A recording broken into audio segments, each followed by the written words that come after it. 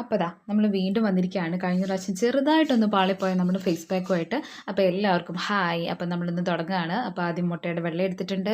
അതിന് ശേഷം അതിനകത്ത് ബ്രൂവിൻ്റെ ഇൻസ്റ്റൻറ്റ് കോഫി പൗഡർ ചേർത്തിട്ടുണ്ട്. പിന്നെ അതേപോലെ കുറച്ച് മഞ്ഞൾപ്പൊടിയും കൂടെ ചേർത്തിട്ടുണ്ട്. മൂന്നും കൂടി നന്നായിട്ട് ബീറ്റ് ചെയ്തെടുക്കുക കേട്ടോ. നന്നായിട്ട് ബീറ്റ് ചെയ്തെടുത്തതിന് ശേഷം നമ്മുടെ ക്ലീൻ ആയിട്ടുള്ള ഫേസിലേക്ക് നമുക്ക് ഒരു ബ്രഷ് ഉപയോഗിച്ച് നമുക്കിത് അപ്ലൈ ചെയ്യാം.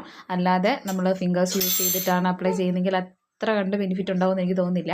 പക്ഷേ നമ്മൾ പാക്ക് ഉപയോഗിക്കുന്നത് ഒരു ബ്രഷ് ഉപയോഗിച്ചാണെങ്കിൽ നമുക്കിത് ടിഷ്യൂ പേപ്പർ എളുപ്പം നമുക്ക് സ്റ്റിക്ക് ചെയ്തെടുക്കാൻ പറ്റും. ആദ്യം ഒരു കോട്ട് നമ്മൾ പാക്ക് ഫേസിലേക്ക് അപ്ലൈ ചെയ്യുക. അതിന് ശേഷം ടിഷ്യൂ പേപ്പർ ഒട്ടിച്ച് കൊടുക്കുക ഫേസിലേക്ക്. അതിൻ്റെ മുകളിൽ കൂടെ ഒരു പാക്കും കൂടെ അപ്ലൈ ചെയ്താണെങ്കിൽ ടിഷ്യൂ പേപ്പർ അവിടെ സ്റ്റിക്ക് ചെയ്ത് നിന്നോളൂ കേട്ടോ. ഇതാണ് കഴിഞ്ഞ പ്രാവശ്യം എനിക്ക് പറ്റിയ മിസ്റ്റേക്ക്. എനിക്ക് ടിഷ്യൂ പേപ്പർ അത് സെറ്റ് ചെയ്യേണ്ടത് എങ്ങനെ അതൊരു കൺഫ്യൂഷനായിപ്പോയി. അപ്പോൾ ഈ പ്രാവശ്യം നമ്മളത് പരിഹരിച്ചിട്ടുണ്ട്.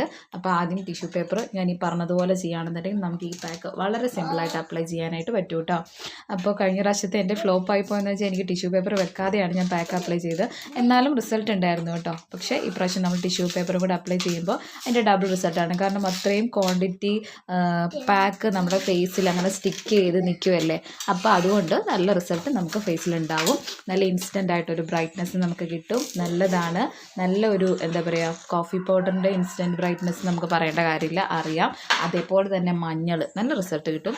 പിന്നെ ഈ മഞ്ഞൾ അലർജി ഉള്ളവർ അതൊന്ന് സ്കിപ്പ് ചെയ്തോളൂ കേട്ടോ. ഈ എഗ്ഗിൻ്റെ മുട്ടയുടെ വെള്ളയും അതുപോലെ തന്നെ കോഫി പൗഡർ മാത്രം മതി.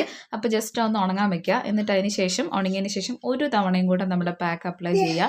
അപ്ലൈ ചെയ്തതിന് ശേഷം നന്നായിട്ട് ഡ്രൈ ആവട്ടെ. നന്നായി ഡ്രൈ ആയതിന് ശേഷം ഞാൻ ബാക്കി വന്നത് കയ്യിലും കൂടെ അപ്ലൈ ചെയ്തിട്ടുണ്ട്. പക്ഷേ ഞാൻ ടിഷ്യൂ പേപ്പർ വെച്ചിട്ടില്ല. എന്നിട്ട് എന്ത് ചെയ്യുക, പതിയെ അത് വലിച്ച് എടുക്കുക.